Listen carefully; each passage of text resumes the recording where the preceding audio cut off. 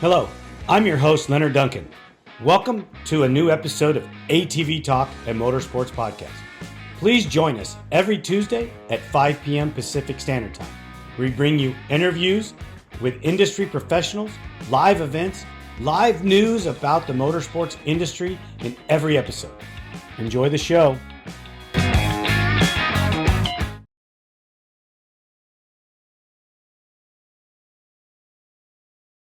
Brandon Hoag, welcome back to ATV Talk. How are you, brother? Thanks, man. Yeah, I'm doing well. I'm just moved down here in Florida, so now I'm a full-time Florida resident. Um, but yeah, things have been great. I'm pumped to be here, and training started and things like that. So yeah, things have been good on my end. How about you? I'm doing awesome. Just, like I tell everybody, busier than I can imagine. And go, go, go, go, go. It just never seems to stop. Awesome. Hey, you know what? I got to congratulate you on Team USA, but can we take a little deeper dive into that?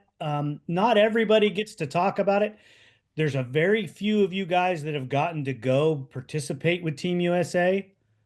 What was it like for you? Yeah. I mean, for me, it was everything you would imagine, like from even the flights over there to just the fan base when you show up at the track. Like it was intense. Um, and a lot of people ask like if I was nervous or how did I feel for it. To be honest, it wasn't being nervous. It was just so intense. Like, um, the team and just everything that we did felt like a little bit higher of a level over there. And then they treat you that way too. Like, I mean, the where the Team USA is set up, like at all times there were fans and people coming up and just staring at you. Like they're literally just staring at you, wondering what you're doing, what are you eating, what are you thinking, like um, so just having that sort of feeling like you're the big person there, and obviously with Joel and Bryce. But yeah, it was just a really cool moment, something I'll never forget for sure. Um, and just all the memories, and I got close to everybody there, like Mark Baldwin and the whole team and Harv and just the whole crew. I really got to meet those guys, outside of the track and just saying hey and shaking their hand. So yeah, for me it was just an amazing experience. Like I wish I could go back tomorrow for sure. So it's kind of a goal of mine now. Like it's pretty cool to. I really do want to be participating in that more. So we'll see, of course. But yeah, now that I've done it, I really want to keep doing it. So Oh, I bet. So, we talk about 2024 was a pretty exceptional year in a lot of different ways. You and Bryce seem to just punch it out all year long. Um, some of us wanted to say, hey, if you guys quit fighting each other and go chase, Hetrick down, it might be a little different story. But what was it like in that battle? I mean, you guys were so locked into a points battle for second place, and B, if you guys were out in front, you were just, it was always you three against the world. yeah, I mean, I was trying to have it like that, to be honest with you, Leonard. It wasn't like of course, I'm racing him, but like I was trying to beat Joel at the end of the day. Like I didn't want him to go undefeated, and obviously, just to beat him would be it's like my biggest goal. And yeah, we had a little points battle, but like after a couple of my DNFs, there really wasn't like I didn't have a great shot at second. So my mentality was I just want to go try to win a moto or at least put up a big fight. Like Pleasure Valley with Joel, there were a couple moments where I was putting up a really big fight, and I wanted to do the same at Loretta's. Like Loretta's to me, I still look back at it right now and like in Moto One, yeah, I mean, you can go watch the race, but I wanted to. My goal was to try to just like you know win a moto, of course, but like I wanted to beat Joel. So yeah, that's kind of the season, I guess you could say. But yeah, it's always a points battle for all of us. But I was kind of out of second place, so I knew third was probably going to be where I'd end up, and from there the mindset switches to just try to win. So You're established as a kind of a fitness guru. So you have a mental capability to lock in to desired training, and it takes a real, oh gosh, what am I trying to say here?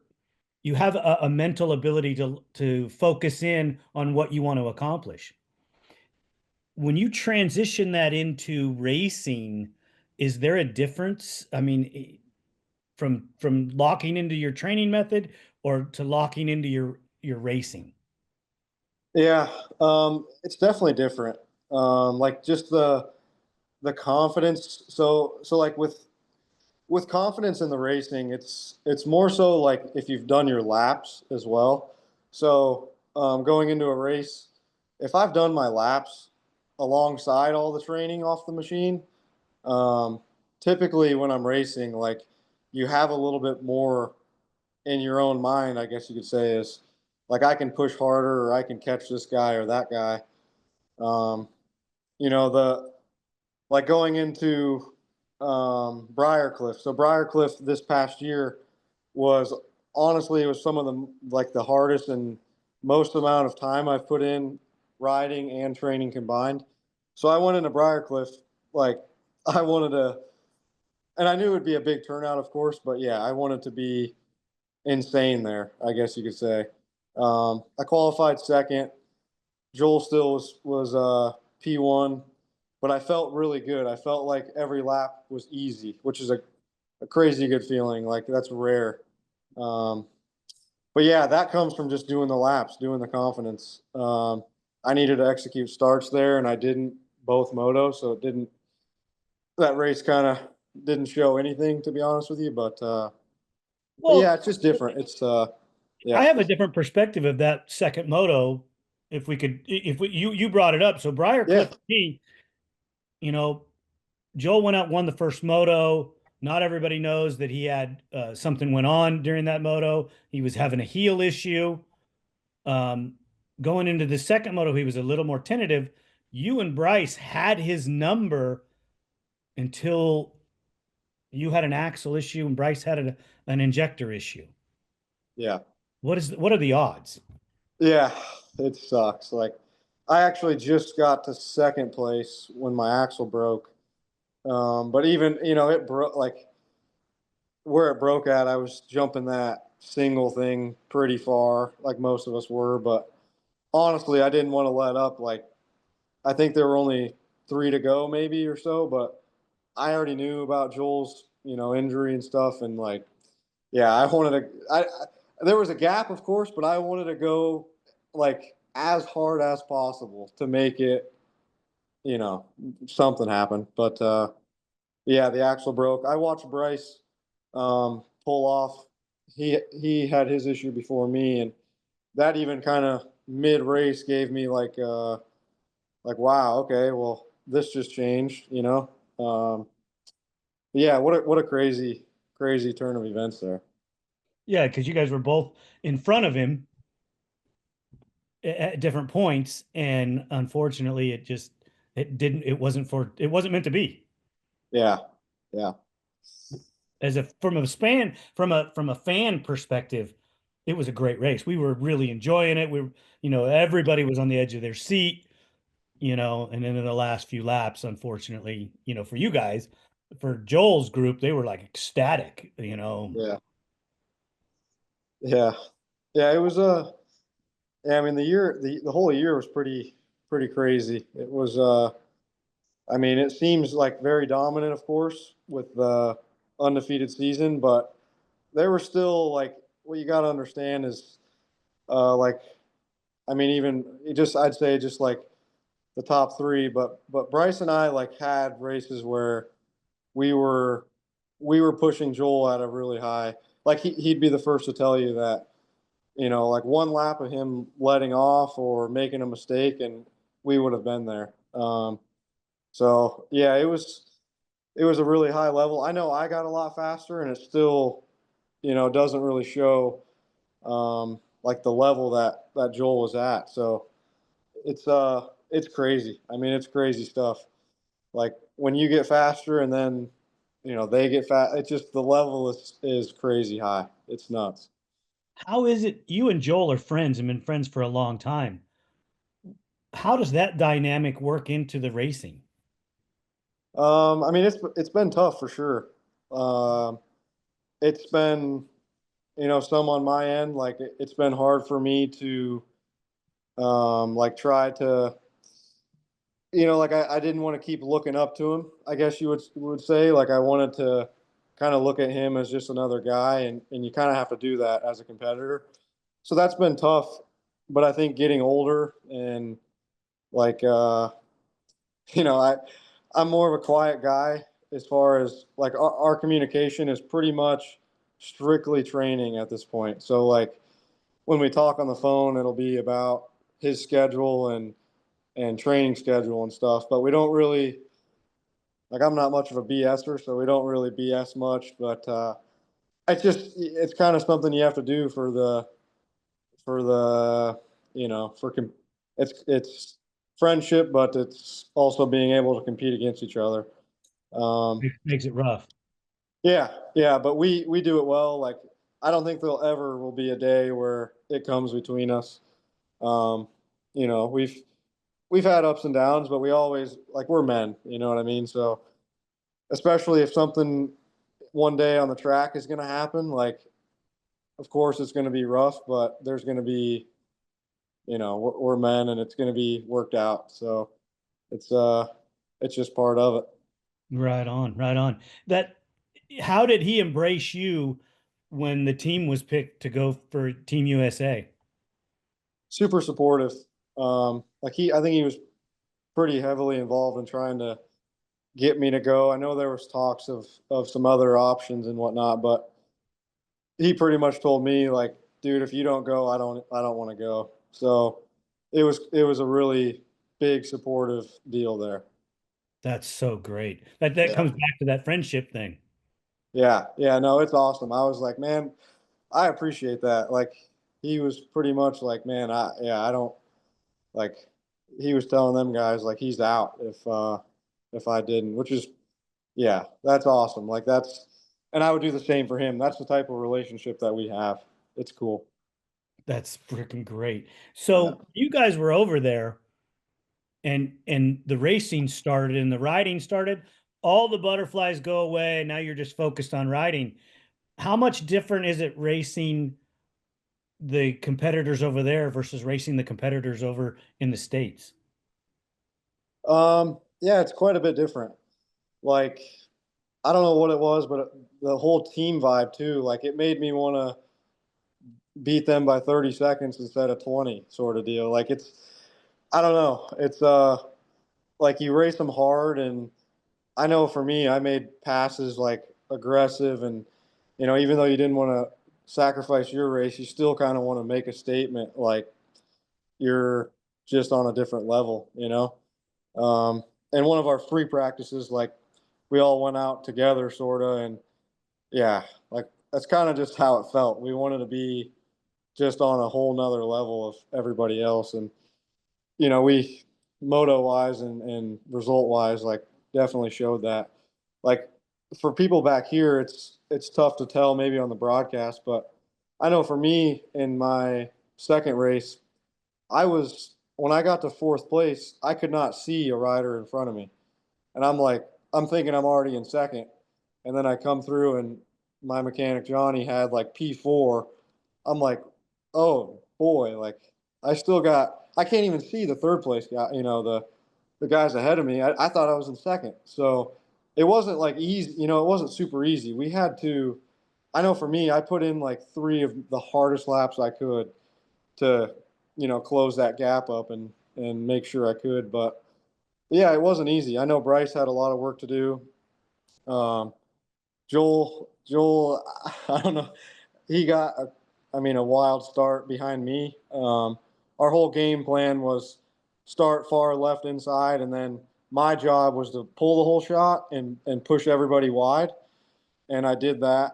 Like I pulled the start and I pitched the machine sideways to try to like let them know, I'm kind of pushing them out. And Joel just went right in, so he came out P2 right behind me. So, um, but he obviously had his failure in the other race. So yeah, it was cool. I wish a lot of people could go watch it for sure. Well, I watched it. I watched the broadcast, watched the races. We didn't get to see like up close when Joel had his issue because they don't have that kind of coverage. Nobody knew what had went on. Kind of like the year before when Chad had a carrier failure. Um, Yeah, you know, even if Bryce would have, even if Bryce would have failed, at that deal and got, 30th, you guys still would have won. yeah, yeah. We did a very good job. The whole team. We yeah, no one missed a beat, to be honest. Not a mechanic, not a part. Everything was just pretty flawless outside of that crazy chain, which the whole chain thing, like that was crazy. I mean, the odds of that happening are slim to none. But Right. so other than that, it was very flawless program for sure. So after you guys, the races are all over and you're going to the podium, what's going through your head at that point? Are you looking for the best suspension technology for your sport ATV? Look no further than Elka Suspension, the industry leader in sport ATV suspension technology. With championship wins in prestigious events such as the Dakar Rally, Score, Best in the Desert, ATVMX, Cross Country, and Works, Elka Suspension has established itself as the go-to choice for athletes and enthusiasts alike. But they don't just stop at ATVs. They're constantly expanding into new markets, including UTVs, trucks, SUVs, pit bikes, snowmobiles, and more. Their commitment to innovation and quality means they're always looking to improve and adapt so you can enjoy a smooth ride wherever you go. Want to learn more about what Elka Suspension can do for you? Visit their website at elkasuspension.com or give them a call at 450-655-4855. They will always be happy to answer your questions and help you find the perfect suspension solution for your needs. It's pretty cool. There's a lot of fans there, and yeah, you kind of know everything's done, and they do this like celebration, and like we get a lot of like support, and yeah, it's cool. I mean, there's a lot of new faces that want to take pictures and all sorts of stuff. And then that night, the night after the final race, was the craziest. I mean, I'm not kidding when I say I took my shoes off and signed my shoes, gave them to a kid, and he put them on, and he wore them right there. He threw his shoes away. Like I gave out everything I possibly could. I know we all did. Little graphics off my machine. Yeah, all every they wanted it all. So that night was crazy. We were out till maybe 9:30, 10 at night, and they were still waiting, like trying to get stuff. So just a crazy thing. Nothing like you've ever experienced over here. No, yeah, not nothing like it. Um, it's way more epic over there. Yeah, you have more spectators. They think more of the racing, more of the racers. Um, the way the Europeans see it is, I wish they saw it that way in the States. Yeah, yeah, definitely. It's yeah, they all just stare at you. Like if you go watch a race or something, and you're wearing your USA gear and stuff, everyone's just staring at you. It's pretty cool. But a little unnerving, but you got used to it, I bet. Yeah, yeah, yep. Did when you were there working with the team and your guys are getting ready to race, how much interaction did you get with Mark being, that he is this seasoned veteran at running that team, and obviously he's done a stellar job. Yeah, I'm a big fan. I really like Mark. I like the way he operates. I like how professional he is. I mean, he's a really I always have respected him, but I never really got to see him outside of the track, like I said. But yeah, just even walking the track with him, and um, he's strict over there, which I appreciate that. Like I'm more into that way than like the joking around and like I'm more like I guess you would say strict, and I like things that way, like being on time and just listening and doing things that way. So it was really cool, and yeah, he's a great guy. That's awesome. How was Harv with you? Great, yeah. Me and Harvard, great. I got to know him a lot more over there. We had a lot of dinners, and yeah, he took care of us. And I mean, I'll be honest, like I don't know if there's a better guy for that job. I really don't. Like that's the way I look at it. When we were there, he did all of our, like team news stuff and helped me out a lot, filling me in with info I needed. And if you ask him a question, like he's got an answer. So I don't know if there's a better guy for the job, to be honest with you. That's cool. Did you have to wait much? I mean, was there much dead time uh, in between events or in between interviews, autographs, things like that? Yeah, I mean, I'd say about the same as over here. Like in between my motos, I had about the same time. Um, just a little bit more autograph stuff. Like we went and did a autograph line that was different than states, and just a bit more of that stuff, I'd say, but um, fairly similar to over here. Excellent, excellent. It sounds like you had a really great time. Yeah, no, I'm serious when I say I like it was 10 out of 10 for me. So like if they call me tomorrow and say, hey, Hoag, we need you, like I'm all in. So You're diving off the deep end and not even care. yeah, I'll do whatever it takes. That's for sure. That's awesome. So before we get into some of the things that I want to talk to you about fitness, um, anything new for 2025 that we should be looking for in the Hogue program?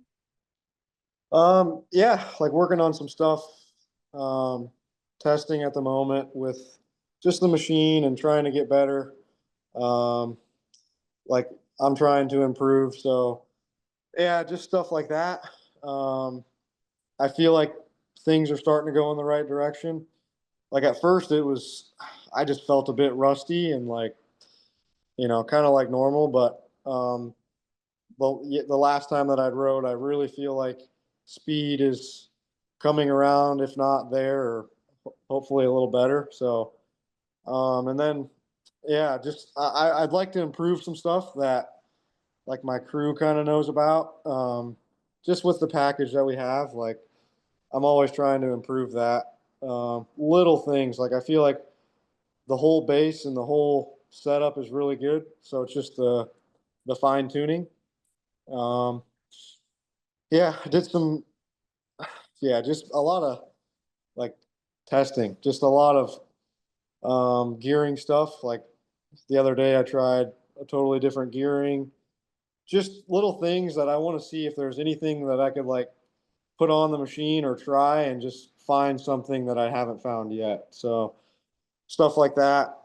And then training, like I've definitely changed something this year that we'll see. Like we'll see if it changes things on the track. I'm trying to be bigger, like heavier, stronger.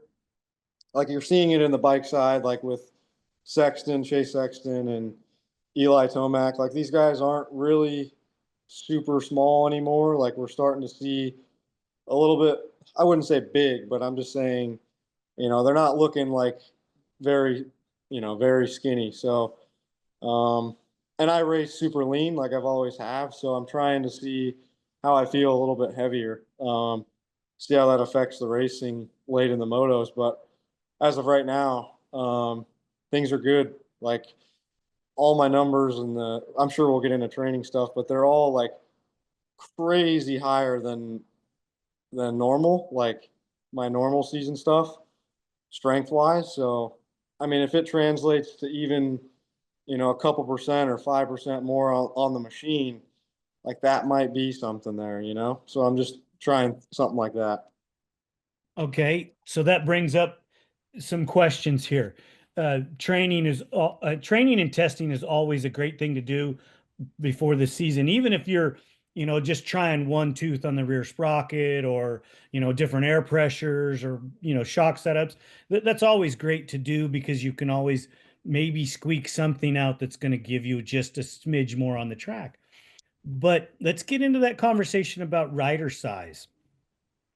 Back in the two-stroke days, you wanted that guy that was, between 5'5" and 5'7", that weighed 140 to 160 pounds. And these were the size of riders that you wanted. In the four-stroke world, I'm not seeing it. I never have seen that we wanted a guy smaller. We could take a guy that was 185 to 200 pounds and compete traction wise. The whole Right. shot, the whole shot's a little different in motocross than it is in some other races, but the bigger guys didn't seem to be hampered by their size like it was on the two strokes.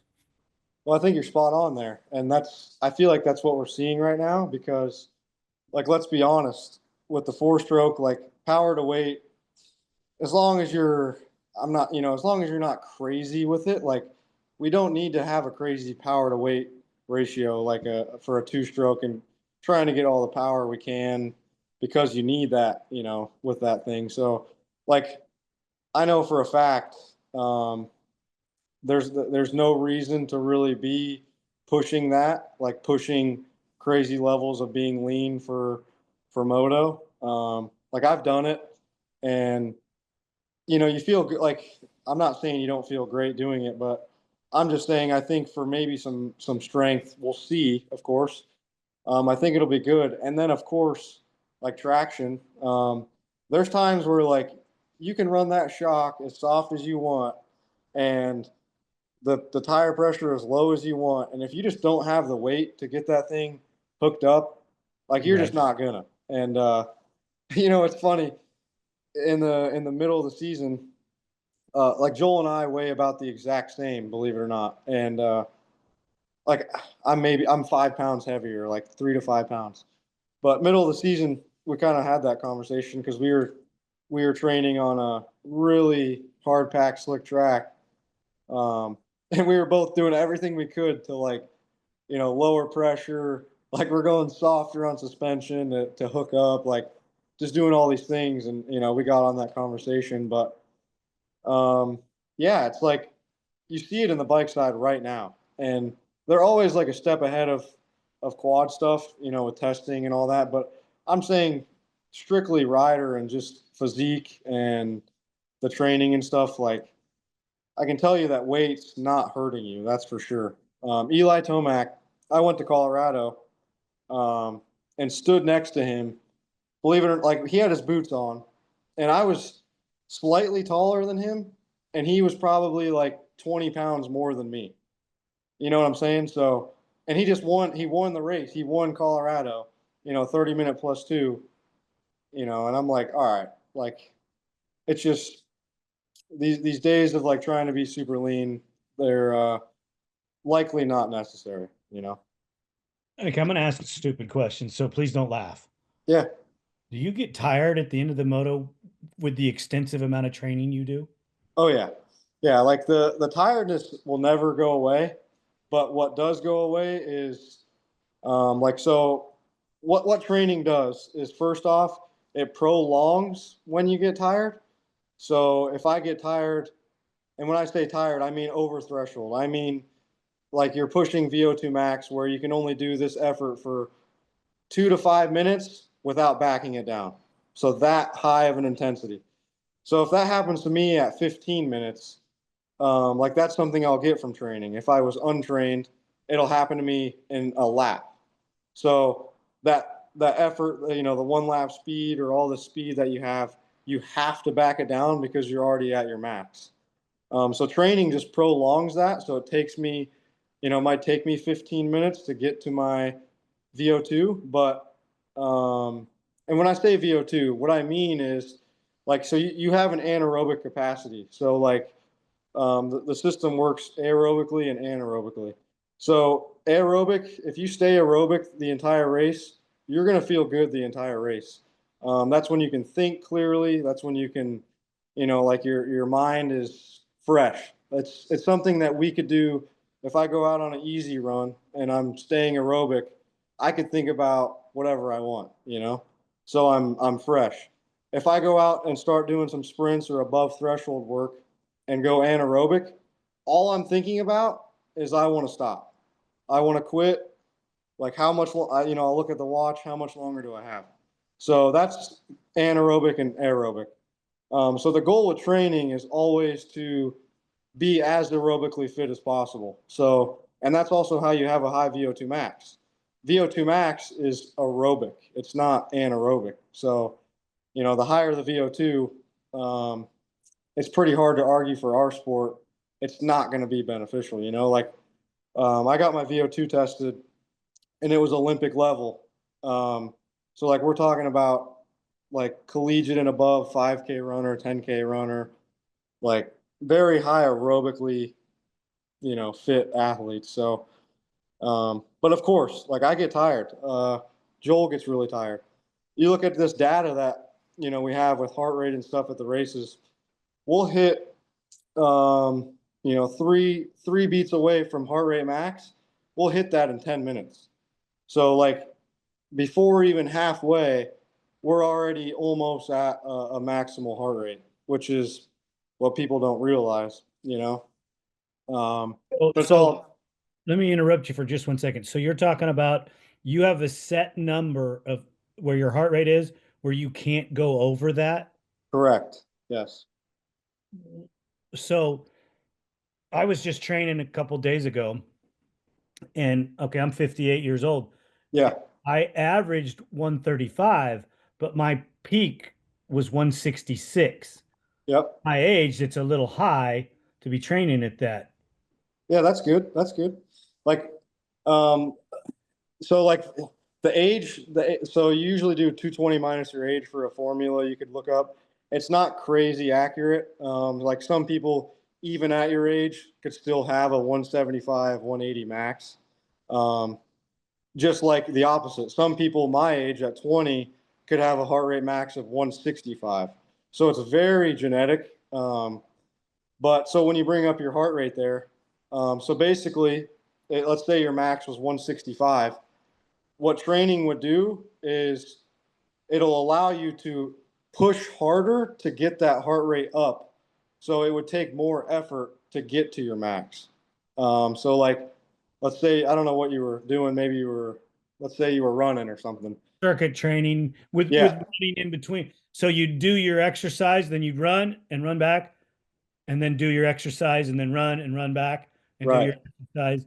And um I wasn't yeah, at 166, I wasn't done. right. Yeah, I could still go. yeah. Yeah, and that's I mean it's hard to say without knowing exactly your data, but that's also like anaerobic. So like an anaerobic, everyone has a capacity. Think of the anaerobic system as like a battery. So that's where like you really get the final little bits out of yourself. But that it dies out very fast. So like for me, if I'm talking anaerobic, that'd be something where I'll do let's say I do like a 2 mile run as fast as I can. The last, maybe 1,000 meters or 800 meters of that, I could go anaerobic and, you kind of get that little last bit out of you.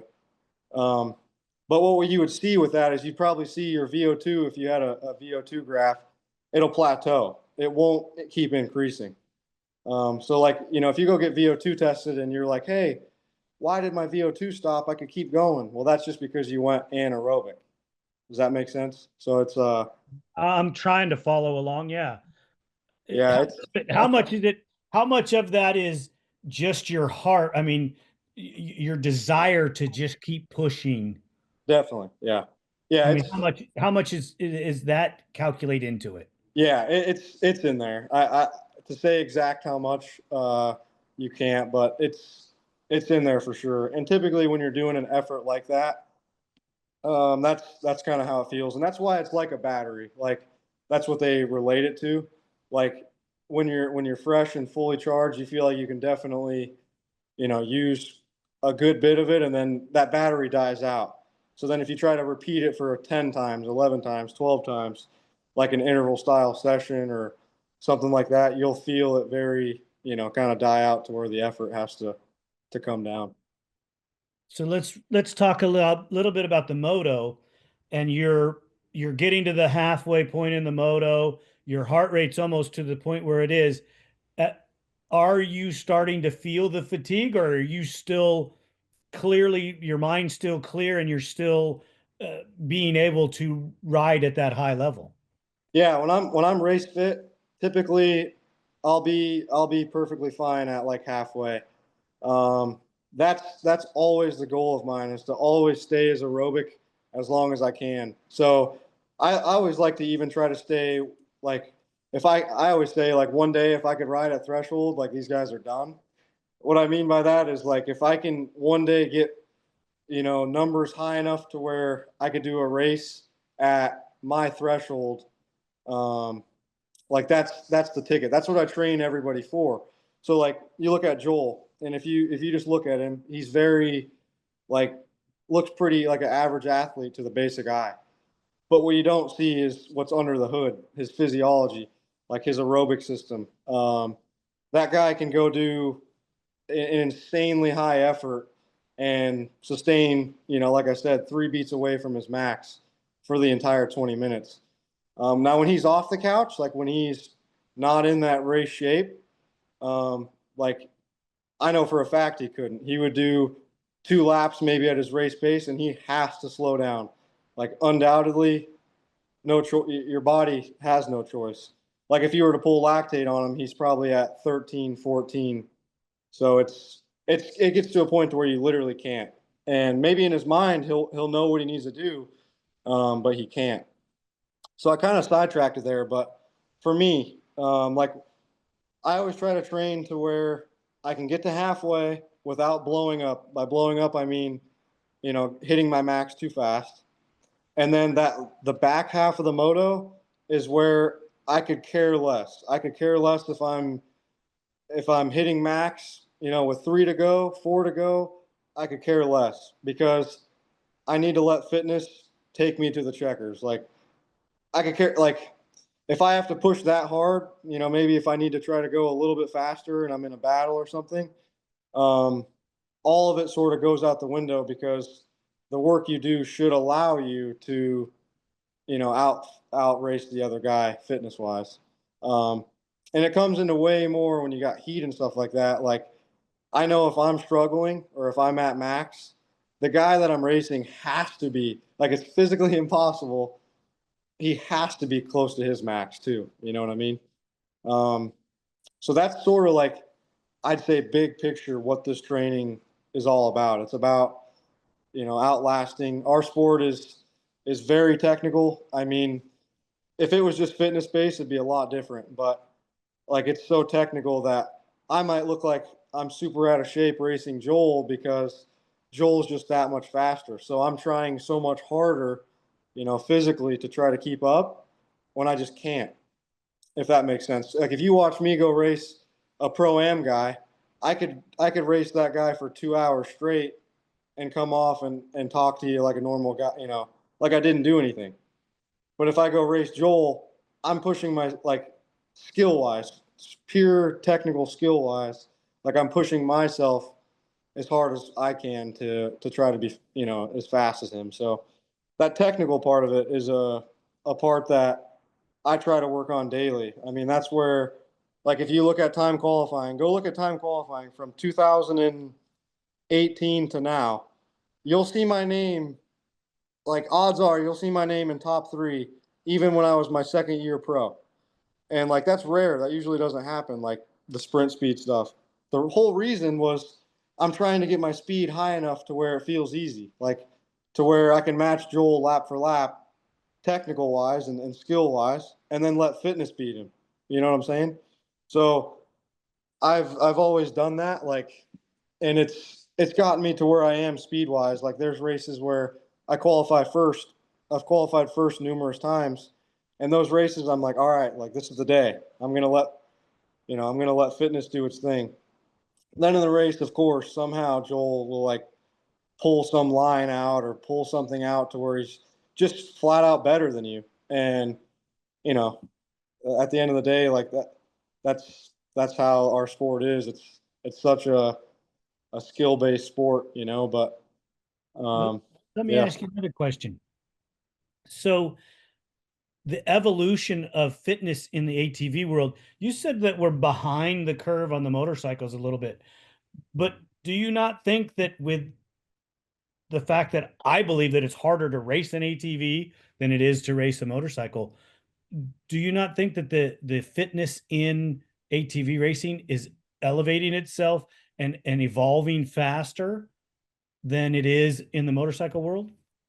I'd say yeah, like definitely for sure. I just kind of say that dirt bikes are on a like always ahead of us because like you look at, and this is all like public info. You could go watch Chase Sexton's most recent YouTube videos. If you go watch those through the whole thing, he's doing 20 hours a week of legitimate off the bike training with his coach Peter. And and I got some like insider stuff from people around him about his VO2. Like it's he's at a way higher level than anybody like well I would say what I do for sure, but I'm saying every like quad racing in and of itself, like he's raised that bar. And then you have people like Alden Baker on the dirt bike side that kind of brought that in years ago. The cycling for the aerobic fitness, and they do lactate testing. I was actually trying to go work for Alden. Like me and Alden talked for a good bit. I was going to try to go down there and do work for him. Like I offered testing services for him, and he was interested. It was cool, but with my racing, it's tough to like you know get out and do something like that too. But anyway, I just feel like there's more riders over there that are taking it serious compared to the ATVs. Now, do I think ATVs are harder? I really do, for sure, because like we can't flow like they do. I mean, you watch a moto race, like those guys have crazy flow. Like Jet Lawrence looks like he's barely riding. But watch the quad races and like we have to bomb stuff to flat and like toss the bike into a turn super hard. And you know how riding a quad is. It's just like, Oh, yeah. yeah, it's overly dramatic. So um, I think it's way as far as fitness. I really do think it's a lot harder. So back to the fitness question. When you're working out and training, do you get to a plateau mark where it's super hard to excel? I mean, you get to a level and you're in such great shape that you almost can't get in better shape. Yeah. Yeah. Well, the unfortunate part about fitness is that it never is just straight up. So you could do a lot more work and then outside stressors like life, girlfriend, job, all these other things come in, and then your fitness can tank when you're doing more work than even previous. So like fitness is crazy like that. And then a lot of times, like the way that we build, you have to build in a certain way, and then you have to deload. Deload means you just reduce the volume and intensity of training. But when you deload, that's when you feel fit. So at the same time as deloading, though, you are losing some fitness. So I have a YouTube video, like you could watch it, where I talk about it's impossible to be at your best all the time. And that's what that goes over. It shows that it's I wish it was just straight up and more.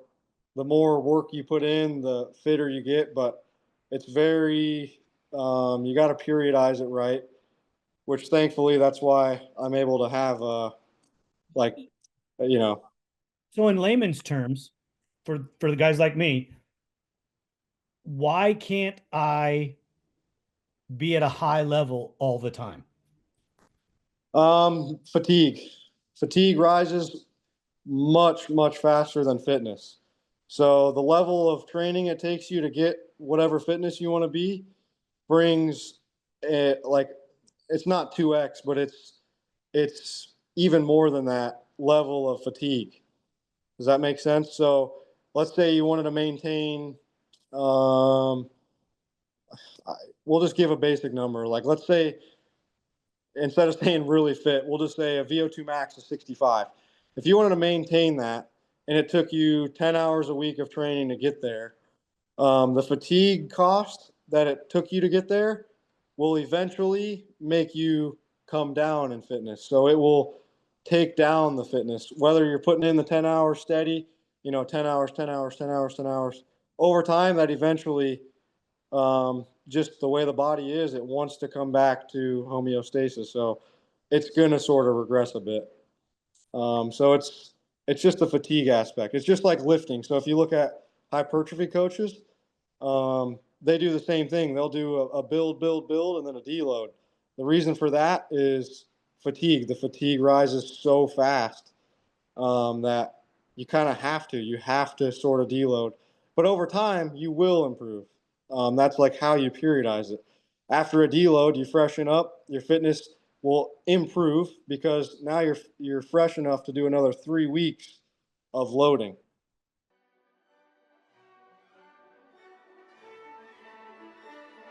Are you ready to be captivated by one of nature's masterpieces? Discover the breathtaking beauty of Antelope Slot Canyon, a natural wonder in Page, Arizona. Join us on a guided tour and immerse yourself in the mystical light beams, rich colors, and serene landscapes. With tours at prime sunbeam hours, experience photographer's paradise and capture memories that will last a lifetime. Comfortable shoes, a camera, and a smile are all you need for this adventure. Book your journey today at Antelope Slot Canyon Tours and let the canyon enchant you. Please visit us now, antelopeslotcanyon.com, for more details.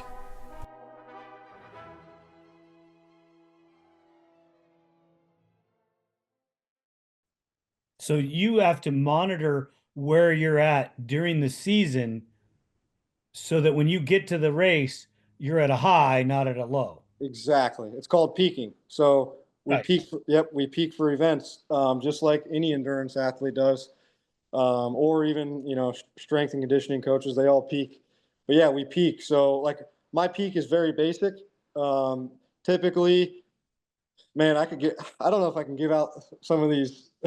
Some of these. I mean, yeah, I don't really mind, but like I wouldn't say it's a secret. But what like Wednesday before a race, for all my guys, we cut off intensity, and then meaning Thursday, Friday, there's nothing that should be overly taxing. You should not feel like you're gonna, kill yourself on a training session, or everything from Thursday, Friday should feel like you're getting almost better. And then Saturday, that's kind of how we feel peaked. So it's a micro peak inside of the cycle because we race every 2 weeks. So if I was peaking myself and these guys for every race, that's actually how you're going to become like very unfit. Because like I told you, when you do deload, you lose fitness. Does that make sense? Yes, yes. So that's why we quote unquote peak, but it's more so, hey, look, we got a race, so Wednesday cut off all intensity. You can have intensity Wednesday, which Wednesday is typically the last day we will moto. Whether it's sprints or even 20s, like whatever. Thursday, like if one of my guys wants to ride Thursday, like I always try to say, it's not a good idea, unless you're just keeping it light, like going through start. We'll do starts or whatever, but a moto day Thursday, it's no good. Just because also like the reason why there's a lot of evidence showing, um, like with the 80/20 and stuff, that like sometimes the body needs 72 hours to really feel like you're really fresh and ready to go. So, like if you look at Steven Seiler stuff and other things, like you'll see in a training model, typically they'll do 2 easy days to 1 hard day, and that's because of that. Like if you look at the nervous system and how it reacts, some days, like if you train really hard, sometimes it's 72 hours before you're really ready to go again and absorb training. And that's not everybody. That's just on an average, right? Yeah, yeah. You have phenoms that can train more. Well, get this. What's crazy, the more fitter you are, the less of that you need. Does that make sense? So No. so the more, let's say you take a guy that's got a 75 VO2, high threshold, high fat oxidation athlete, super fit, and you take an average guy, the average guy needs the recovery more than the really fit guy because of work capacity. So work capacity is a huge part of being fit. What work capacity means is I could do a lot of work every day and the fatigue is less. Okay. You Answer know, me this, and I'm going to use it on a time frame when I was training heavy. yep. I would bike, run, and do circuit training, and always had the energy to do that. Always could get through the level, no problem. I got to a point where I really had to push hard to feel tired, Yeah. but I would be tired when I'm done. Not done training, but when you go, let's say you're going to go out to dinner or something, I'm freaking already exhausted, Yeah. and I could never get past the the feeling tired Yeah. when it came time to do the activity. I'm good. Yeah. So I don't Yeah. understand. I didn't understand that. Yeah. I mean, it could have been going too hard. Like it sound like if you did circuit style stuff, it sounds like you were probably pushing yourself pretty hard every day, or I don't know how many times you were training per week, but I was running 1 day a week. I was cycling 2 days a week, and I was circuit training 3 days a week. yeah. So like that sounds pretty solid. But in that, only two of those days should be hard, and the rest should be easy. Hmm. I was probably I Yeah, was probably you I was were probably doing 4 of those days were hard. correct. Yeah, yeah. Like your intensity was probably high for maybe 4 or 5 of those days. Um, when yeah, you look now, like we need to have. Oh, this is a crazy stat for you.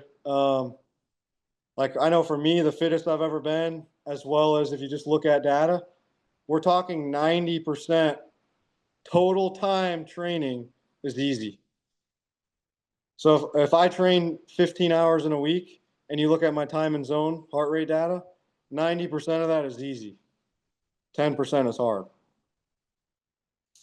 That is Yeah. crazy. Yeah. So then what you do with moto, it's super easy. Actually, it works out great because this kind of allows you come watch me train, you come watch Joel train, you come watch us, any of the dirt bike side guy too. You guys, you watch like a lot of the training done now, like with the understanding we have, it's easy because of our riding is the intensity. Okay. So So the riding portion of your training is at a high intensity level and hard on your body, and correct, training that you're doing off track isn't isn't that. correct, exactly. It's Okay. a lot of it's to balance it out. Like if I ride 4 days a week, that's already too much to be, if we're talking scientific and optimal, it's already too much. 4 times a week frequency of intensity is way too much. So like a lot of the training we're doing is trying to balance that out to get that percentage back closer to 90/10. It's kind of weird because when I train, and I don't have any other way to characterize it, but for what I do, when I do a heavy day or when where it's heavy, I really enjoy that. Yeah, definitely. I don't enjoy the days that it's no weight, like a body weight day. I hate Yeah. that. Yeah. Yeah. So you'd be, if I was coaching you, you're, uh, you're one of the tougher ones to coach because it's harder to get you to want to slow down and want to take it more, easy. Yeah, but body weight day to me, I would go the next day after when there's no weights, it's just your body. I'm sorer after one of those days than I am when I'm trying to carry the 100-pound ball. Yeah. Yeah. Yeah. Doesn't make sense to me. Yeah. Yeah. Strength is crazy. It's a whole nother ballpark of stuff. Using rep ranges and how close you are to maximal. There's a lot of ways to do that the right way too, with how you need to load, frequency, and then also translating that to endurance, because you can't just lift to fitness. Like, otherwise we'd all be jacked, you know? Right. Um, a lot of like, a lot of people think we should be jacked, but the truth is, like, a lot of that is dead weight, especially if you have it in the wrong areas, like a big chest and things like that. It's doing no good for us. And then also it taxes endurance. So your VO2 is going to likely go down. Everything you do is going to feel harder because you have a bit more, um, size. So kind of what we talked about earlier with me being bigger, that's what I wanted to find out. I wanted to find out, do I feel it tax my endurance too much to do a 20+2 as hard as I can, you know? But isn't you talked about being lean too? Isn't being too lean a problem as well? Yeah, absolutely. Too lean can cause issues with, really the biggest issues are the way that your hormone profile looks. Like, I've gotten blood work done numerous times now. And yeah, like, it's almost impossible to not have a good hormone profile while being super shredded. Like, my testosterone was 200. So we're talking worse than a 60-year-old man. Now, what is that going to do for your mentality when you're trying to, race somebody and, beat this guy? Like, you almost just kind of want to shuttle away. You know what I mean? Like, it's a big deal. You get super fragile, you get injury prone. If you get too lean, it doesn't take much to go break a bone if you hit the ground. And then just energy outside of training too takes a big hit. I know for me, I could train very well. Like, when I'd wake up in the morning, if I had 3 hours on the day of training, I could train very well. But outside of training, you won't see me like super happy to go, like, go to the grocery store. Like, I was more, sitting around, you just feel a little less energy. So there's a Okay. fine line. It's a really fine line. I've pushed it before for sure, trying to do things outside of the box to win a race. Um, And so you have to stick with what's correct. exactly. Yep. So let me ask you this question. It's two part. The worst three foods that we can eat and the best three foods that we can eat. Uh, well, I mean, my real answer would be one you probably don't want. It's like, the real answer is, there's really not, like, I never quote, or I never look at there's a bad food or a good food. Everything in moderation is 100% okay. I'd say bad foods, you're just looking at very, high calorie dense foods. So foods that you'll look at, like an Oreo, and an Oreo's got very, very high calories, um, per cookie, and high fat calories, high carb calories, high sugar calories. So, you'll see that in a lot of the junk stuff like Oreos and things like that. So if I had to give you like worst foods, even though I don't try to look at them like that, I'd say like Oreos, donuts, and, uh, yeah, like things like that. Just very high calorie foods. Those are always, they're pretty bad. Um, they don't do anything for you. They don't have any sort of nutritional value. So they're pretty bad. And then good foods, like, Yeah, there's no real superfood out there, no matter what anybody says. Like if you see someone trying to sell you something, but superfoods are really good foods. You're kind of like when you think of those, you're just looking at very high nutritional value. So things that are going to cover all of your daily micronutrient needs. Um, Fruits, kiwi, berries, things like that are really good.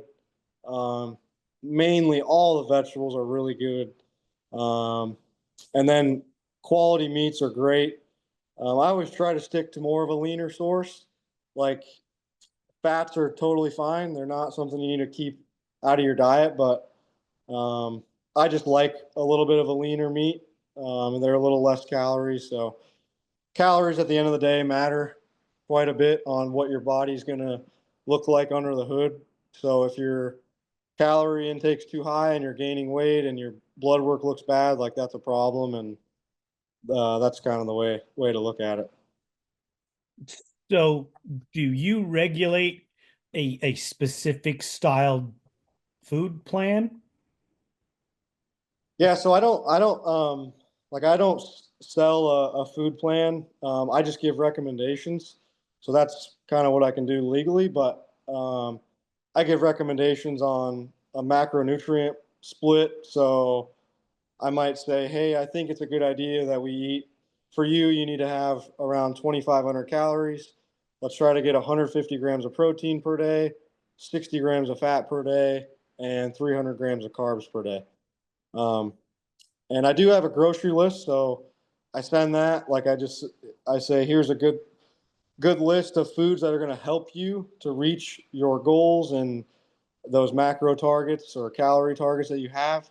Um, and that's kind of how I operate. So without being a RD, it's not allowed for us to actually give like strict meal plans. What's an RD?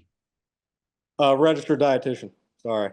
Okay. Yeah, like just for the legal stuff, I'm not allowed to like really say, hey, you should have this. So I do everything I can to, you know, basically do it, but keep it legal. Yeah, right. Have you went to school for all of the stuff that you're doing? And are you going to further this into a lifestyle to make a living? Yeah, for the training stuff. So like the training's difficult. Like I am fully certified and insured, but the training, like I would love, absolutely love to go really get a exercise science degree, so that way I have, you know, more credibility and just go down that route as well. Obviously with my career it's impossible, but when I'm done, like this is something I want to do full time. I would love to work with Alden Baker and the dirt bike side and keep doing ATV side. And I train a couple triathletes with good success. All endurance sports, I really have a big heart for. It's just a lot different than the public eye sees. And I've like the way that I've came up, I've learned from insanely good mentors, and we're talking like the highest of the highest. The researchers that have published these studies themselves is who I learn from. Like, uh, I would love to one day go with them and just work alongside them, but I'm doing all I can for now to try to be able to incorporate it in this stuff. And then I train a lot of guys at the moment. I do. I think I'm around 15, 16 athletes. So it's like my full time, and it's what I love to do. I look forward to doing it every day. If I didn't have that part alongside all this, like I would be, yeah, less happy. Like I enjoy seeing data, trying to help people. There's nothing better than someone texting me saying, "Man, I felt so good today," or whatever. That's like that gets me as happy as racing does. So yeah, Well, we're definitely going to have to talk more because I want to, I try to stay on a good program, yeah. and my wife makes incredibly good food, and you could tell that I enjoyed it. I have push away disease. I can't push away from the table. Um, you know, Uh, it's good. It's good. What do you want me to do? yeah, my girlfriend would say the same. Thankfully, like I, like just today. So today I ran 8 miles and I biked an hour and a half. Oh, So that allows me to have quite a bit of food. Like you would be like, there's no way you're eating that much food. But I can put down the food. oh, I bet you can. As I'm getting older, it's I eat less and less. Right. Yeah. Even though even if I train, I still eat less because you're I just don't need it. Yeah. Yeah.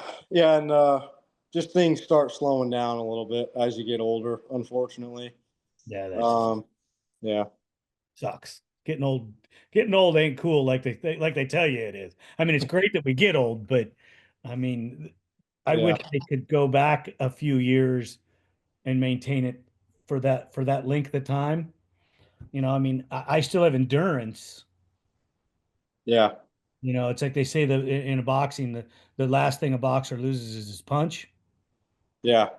So I still have some of that endurance. I don't think that I have the same kind of stamina. Yeah. I mean, I can do certain things for a long period of time, but at a high level intensity, no, I don't have Yeah. that. Yeah. Yeah. Yeah. It's I don't look forward to it for sure. My goal one day is like I would love to, I don't know, somehow when I'm done racing, I want to do something to keep me in good shape, you know? So I'm going to have to try to find, maybe do some running races or some, I don't know. I got to find a goal over there to try to be in shape. Well, you're on the right track, and everything that I hear from the industry people that you work with, they may not follow your whole plan, but there is a lot of guys in the ATV MX world that are listening to you and trying to follow what you do to make their racing better. Yeah. And that's awesome. At the end of the day, I would love for, yeah, at least like I look at it as if I could teach or inform or one day everybody understand things a bit more, like that's a win. Um, and then if there's those few athletes, like I'm always looking for those few athletes that want to be full, as serious as it gets to one day be the next champion too, and want to have all these boxes checked. I've taken on quite like there's a couple, I can't list the names, but there's some that I've like reached out to personally that I feel like are that way, and want to be a champion one day and want to do things serious because there's a lot of detail that if you do it right, it pays off. I mean, I've felt it firsthand. I know for me, like my racing career would never ever have gotten to where it is without it. I've just never been that crazy talented kid. Um, and I've seen results from the training that didn't happen beforehand. So yeah, That's awesome. Brandon, I want to thank you so much for taking the time with us. I always learn so much, and it's so intriguing to me how you're developing the future of our sport that we all love in a totally different fashion. You got guys building engines and shocks and A-arms and all, and you're building hearts and bodies to excel at a higher level. And that's pretty intriguing stuff.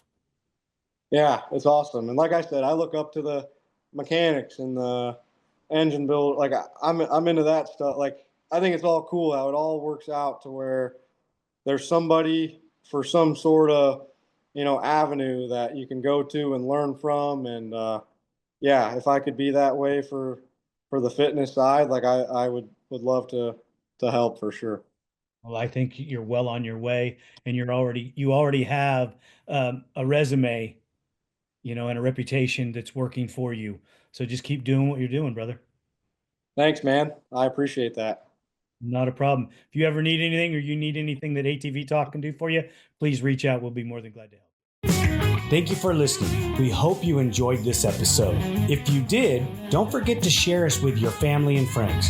The podcast is available on all streaming platforms, and you can find us on social media as ATV Talk Podcast. We're on Instagram, Facebook, TikTok, YouTube, Rumble, and Twitter.